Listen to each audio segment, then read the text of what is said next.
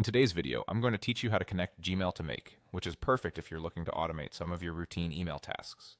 So whether you're a busy professional or just someone who loves efficiency, stay tuned as I guide you through the process step by step. First things first, let's head over to the Make dashboard. The Make dashboard is your control center where you'll manage your automation scenarios. If you're not familiar with it yet, don't worry. Just click on the link in the description to get started. Now that you're on the dashboard, what we want to do is create a new scenario. A scenario in Make is akin to a program that automates specific tasks for you. To get started, simply click on the Create Scenario option. It's usually in a prominent spot, so it should be easy to find. Once you're in the Create Scenario window, your next step is to type in Gmail into the search bar. This will pull up all the Gmail-related actions and triggers you can use in your scenario. After you've typed in Gmail, go ahead and click on it to select Gmail as the app you want to work with. This action will then prompt you to choose from various events or triggers. An event or trigger might be something like send an email, which will set the specific task you want to automate.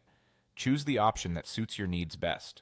With your trigger selected, it's time to create a connection between Make and your Gmail account. You'll see an option called Create a Connection. Click on that. If you haven't logged into your Google account yet, now is the time to do so. You'll see an option labeled Sign in with Google, which is exactly where you'll go if you're not logged in.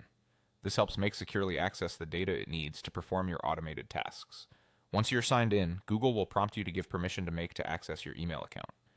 You'll want to be sure you're comfortable with this before you proceed, but it's a standard process for linking apps. After granting permission, go back to the scenario setup. Here, you'll want to click on Add Recipient. This is where you specify who will be receiving the emails. Simply type in a valid email address to continue. From here, you can further customize your email by adding recipients and a subject line, among other details.